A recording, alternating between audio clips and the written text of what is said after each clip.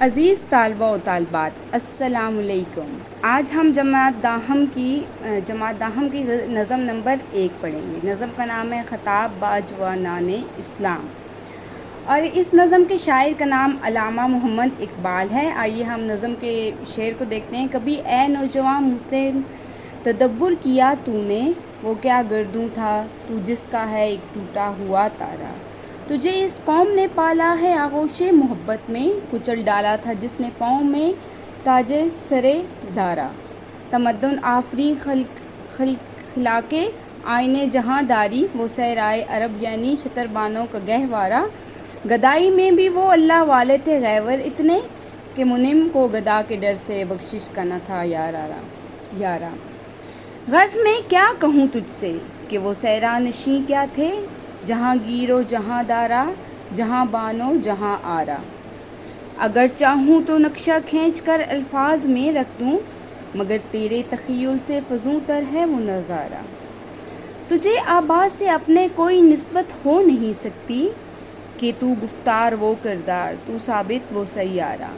گنوا دی ہم نے جو اسلاف سے میراث پائی تھی، ثریا سے زمیں پر آسمان نے ہم کو دے مارا۔ حکومت کا تو کیا رونا کہ وہ ایک عارضی شے تھی، نہیں دنیا کے آئین مسلم سے کوئی چارہ۔ مگر وہ ان کے موتی کتابیں اپنے آبا کی، جو دیکھیں ان کو یورپ میں تو دل ہوتا ہے سی پارہ۔ عزیز طالبہ و طالبات، جیسا کہ ہم نے نظم پڑھی ہے علامہ اقبال کی مشہور نظم خطاب با جوانان اسلام، اس کا پہلا شعر ہے کبھی اے نوجوان مسلم تدبر بھی کیا تو نے، وہ کیا گردوں تھا جس کا ہے ایک ٹوٹا ہوا تارا۔ تو ہم جب بھی کسی شعر کی تشریح کرتے ہیں تو سب سے پہلے ہم شاعر کا حوالہ دیتے ہیں، تو یہ علامہ اقبال کی مشہور نظم ہے خطاب با جوانان اسلام۔ شاعر علامہ اقبال کی لکھی ہوئی نظم ہے، جس میں وہ نوجوان مسلمانوں کو ولولہ انگیز ہو کر مخاطب ہو کر کہتے ہیں کہ نوجوانوں، تمہارے ہاتھوں میں ملت کی سر بلندی ہے۔ اقبال نے اسلاف کی عظیم جنگیں اور فتوحات انہیں بتائیں، راستے سے بھٹکے ہوئے نوجوانوں کو اسلام کا غیور چہرہ دکھایا، جب مسلمانوں نے شمشیریں اٹھا کر توحید کا پیغام دنیا کے کونے تک پھیلایا۔ مسلمانوں نے ظلم و جبر کو روکا اور ظلم کو سزا دے کر اللہ تعالیٰ کا نام بلند کیا۔ مسلمانوں کے اسلاف نے دنیا کو جینے کا ڈھنگ سکھایا۔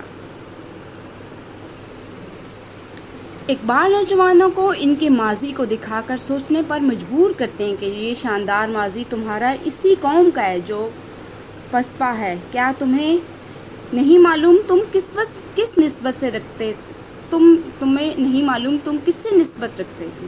تم ایک عظیم تاریخ کے مالک ہو، اپنی حیثیت کو پہچانو اور ترقی کی جانب بڑھو۔ علامہ اقبال نے جو ہے وہ قوم کو درس دیا ہے کہ جو پہلے ماضی گزر چکا ہے، وہ بھی مسلمانوں نے عظیم جنگوں کا سامنا کیا اور انہیں اس میں فتح نصیب ہوئی ہے۔ تو مسلمانوں کو کہتے ہیں کہ اپنا جو ہے وہ مسلمانوں نے ظلم و جبر کو روکا اور ظلم کو سزا دے کر اللہ تعالیٰ کا نام بلند کیا ہے۔ مسلمانوں کے اسلاف نے دنیا کو جینے کا ڈھنگ سکھایا ہے۔ تو کہتے ہیں کہ ذرا ماضی کی طرف غور کرو، تم ایک عظیم تاریخ کے مالک ہو، اپنی حیثیت کو پہچانو اور ترقی کی جانب چلو۔ اب اس کا ہم شعر نمبر 2 دیکھتے ہیں۔ تجھے اس قوم نے پالا ہے آغوش محبت میں، تجھے اس قوم نے پالا ہے آغوش محبت میں، کچل ڈالا تھا جس نے پاؤں میں تاج سردار۔ عزیز طلبہ و طالبات، شاعر کہتے ہیں کہ تم اس عظیم قوم کے فرد ہو جس نے سلطنت ایران کے بادشاہ کا تاج اپنے پیروں میں رونت دیا۔ تم اس قوم سے ہو جو تھوڑے تھے مگر انہوں نے سلطنت فارسوں اور روم کو شکست دی۔ مسلمان تو جذبہ جہاد سے فتیاب ہوتا ہے، پھر بھلے وہ تلوار بردار ہو یا نہ ہو، وہ تعداد میں بہت زیادہ ہوں یا نہ ہوں۔ اس شعر میں اقبال کا اشارہ سعد ابن ابی وقاص رضی اللہ تعالیٰ عنہ کی جانب ہے،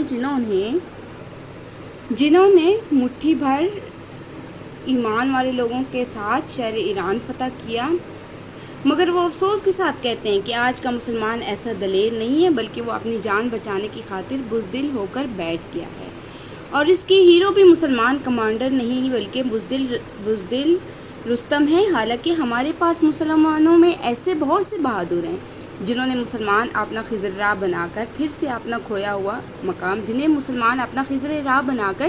پھر سے اپنا کھویا ہوا مقام پا سکتے ہیں۔ تو یہاں علامہ اقبال کی کیا مراد ہے کہ مسلمان بے شک تھوڑے ہوں یا زیادہ ہوں، انہوں نے ہمیشہ ایمان کے ساتھ جنگیں لڑ کر اور ایران شہر کو فتح کیا، اور یہاں مسلمان ہمیشہ کبھی بھی وہ دل برداشتہ نہیں ہوئے، نہ ہی وہ بزدل تھے، بلکہ انہوں نے ہمیشہ بہادری کا سامنا کیا۔ شعر نمبر 3 دیکھتے ہیں۔ تمدن آفری خلاق آئین جہاں داری، وہ صحرائے عرب یعنی شتر بانوں کا گہوارہ۔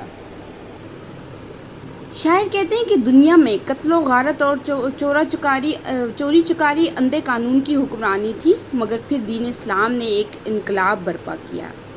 یعنی کہ چوری چکاری کا قانون تھا، اندھا قانون تھا، لیکن پھر دین اسلام نے ایک انقلاب برپا کیا۔ اس انقلاب سے عرب کے لوگوں کی زندگی بدل کر رہ گئی، یعنی کہ اس انقلاب نے عرب کے لوگوں کی زندگی جو ہے وہ بدل کر رکھ دی ہے۔ صحرائے عرب کے رہنے والے اقبال یہاں اوائل کا ذکر کرتے ہوئے کہتے ہیں کہ کیسے وہ لوگ صحرا کے رہنے والے، بے آب و گیا ریگستان میں مشکل زندگی گزارنے والے لوگ، مگر ایک دین اسلام کے آنے سے وہ اتنے مہذب ہو گئے کہ اٹھنے بیٹھنے کا، بات کرنے کا بھی سلیقہ آ گیا۔ یعنی کہ وہ ایک صحرا ریگستان میں مشکلوں سے زندگی بسر کرنے والوں میں بھی اٹھنے بیٹھنے کا، بات کرنے کا سلیقہ آ گیا۔